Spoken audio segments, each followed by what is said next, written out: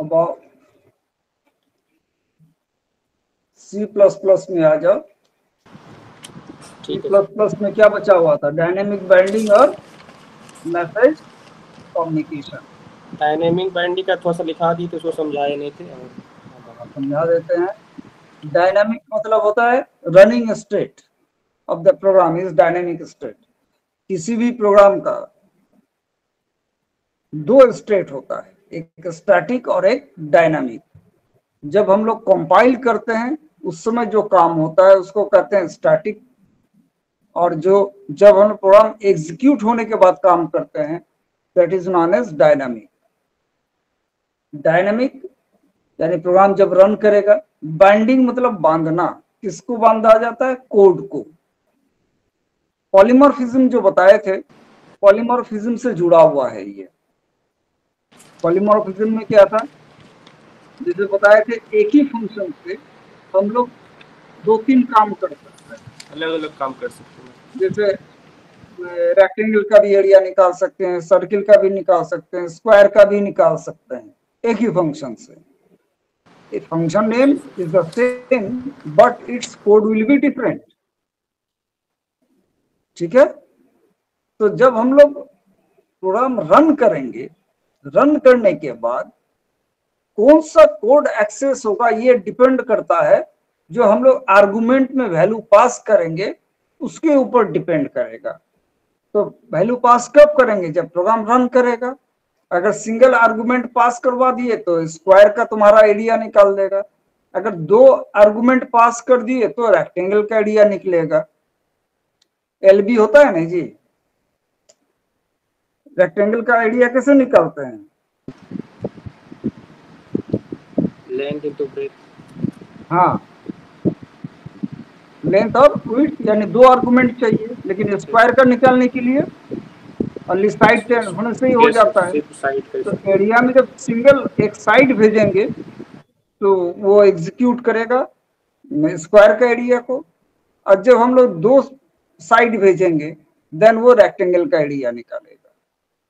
ठीक है। तो ठीक है रन करने के बाद डिसाइड होगा, वो डिपेंड करेगा यूजर पे, उसने कौन सा आर्गुमेंट भेजा। अगर सिंगल किए तो सिंगल वाला कोड एग्जीक्यूट होगा, डबल भेजे हैं तो डबल वाला कोड एग्जीक्यूट होगा।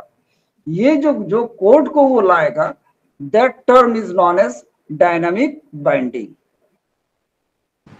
ठीक है, क्योंकि फंक्शन नेम एक ही है, कोड अलग अलग है।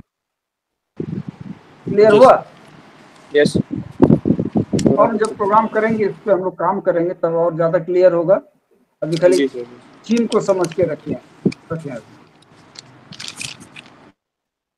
और एक टर्म था तुम्हारा मैसेज कम्युनिकेशन।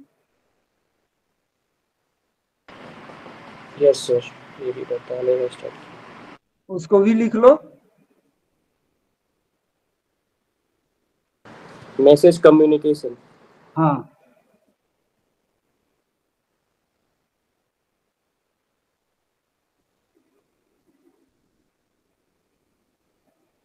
देखो an object oriented program, an object-oriented program consists of a set of objects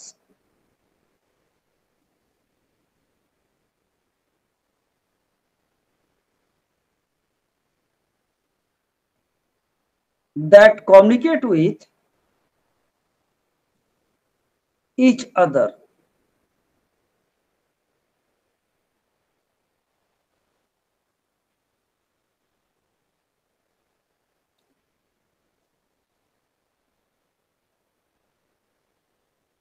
Full stop.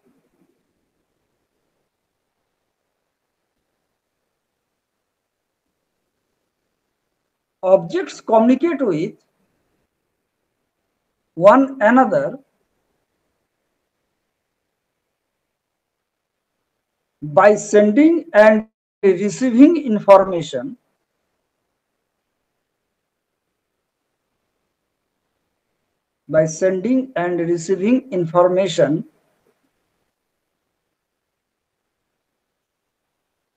in the same way people pass messages to one another.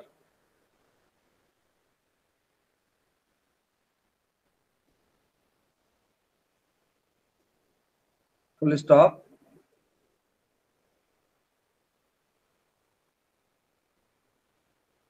Paragraph change करो. A message for an object a message for an object is a request for execution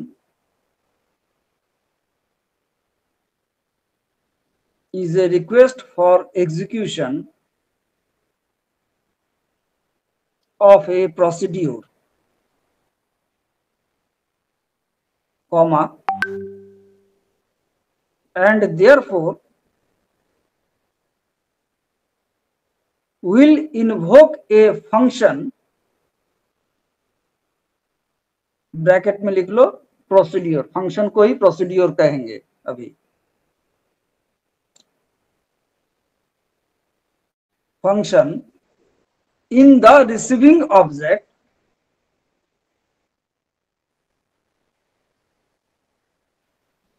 that generates the desired result.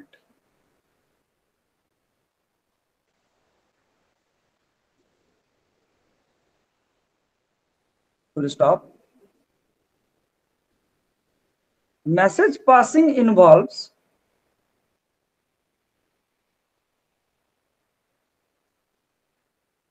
specifying the name of the object, comma, the name of the message function,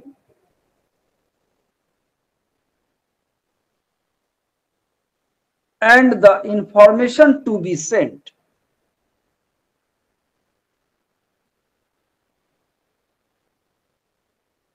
देखा? And the क्या बोले sir, name of and the information to be sent, SENT. यानी message passing करने के लिए object का name, function का name और जो मैसेज हम भेजेंगे यानी इंफॉर्मेशन वो भी होना चाहिए. ये तीन चीज का जरूरत होता है. अब समझो जो मैसेज पासिंग होता क्या है. देखो किसी भी क्लास का जो ऑब्जेक्ट होता है उस ऑब्जेक्ट में मैसेज पासिंग कॉन्सेप्ट आता है. फॉर एग्जाम्पल हम लोग भी एक ऑब्जेक्ट है, हम भी ऑब्जेक्ट है, तुम भी ऑब्जेक्ट हो. अगर हम लोग क्लास को देखें यहाँ पे हमारा क्लास होगा ह्यूमन. तो ह्यूमन क्लास का तुम भी एक ऑब्जेक्ट है, हम भी एक ऑब्जेक्ट है और हम लोग यहाँ पे कम्युनिकेशन कर रहे हैं. जो भी हम कहना चाहते हैं वो बोल रहे हैं. लेकिन इसमें मीडिया हम लोग क्या लिए हैं, लैंग्वेज. इसी लैंग्वेज के थ्रू से हम लोग कम्युनिकेशन कर रहे हैं आपका. ठीक है, ये नेचुरल है. एक जानवर दूसरे जानवर के साथ भी कम्युनिकेशन करता है, उसका अपना कुछ लैंग्वेज होगा जो हम लोग नहीं जानते हैं, उसका अपना सिंबल्स होता है. तो इस कॉन्सेप्ट को उठा के भी ऑब्जेक्ट ओरिएंटेड प्रोग्रामिंग में रखा गया. तो यहाँ भी बहुत सारा ऑब्जेक्ट बना सकते हैं हम लोग. देखेंगे एक ही क्लास का कई ऑब्जेक्ट्स बनेगा और उस ऑब्जेक्ट के साथ भी हम लोग कम्युनिकेशन करेंगे. तो हम लोग जो कम्युनिकेशन करेंगे हमारा लैंग्वेज कंप्यूटर समझता नहीं है ना, वो ऑब्जेक्ट समझेगा जो ऑब्जेक्ट हम लोग बनाएंगे. तो यहाँ पे एक ऑब्जेक्ट के साथ कम्युनिकेट करने के लिए एक मीडिया का यूज होता है जिसको हम लोग फंक्शन या प्रोसीड्यूर कहते हैं. फंक्शन आप लोग को पढ़ाया नहीं है, सी में पहले पढ़ाएंगे, फिर हम इसको C++ में भी इंप्लीमेंट करेंगे. यानी जैसे एरिया नाम से फंक्शन बोले हैं, तो एरिया नाम से जो फंक्शन है उस एरिया में जो भी वैल्यू हम लोग पास करेंगे किसी ऑब्जेक्ट में हम लोग डाल भी सकते हैं, उस ऑब्जेक्ट से वैल्यू को निकाल भी सकते हैं. That is the communication of the object. तो ऑब्जेक्ट ओरिएंटेड में ऑब्जेक्ट के साथ कम्युनिकेशन करने के लिए क्या यूज करेंगे हम लोग, कोई फंक्शन या उसको हम लोग प्रोसीड्यूर भी कहेंगे.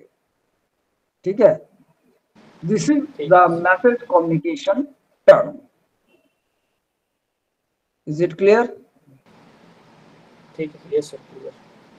तो अभी तक जो हमने कंपोनेंट्स तुम लोग को बताया है, यानी ऑब्जेक्ट बताए हैं, क्लास बताए हैं, data abstraction, encapsulation, inheritance, polymorphism, dynamic binding, message communication, ठीक है। जी सर। यहां तक मैंने थ्योरेटिकल पे बहुत ज्यादा जोर दिया और थ्योरेटिकल ही बताया।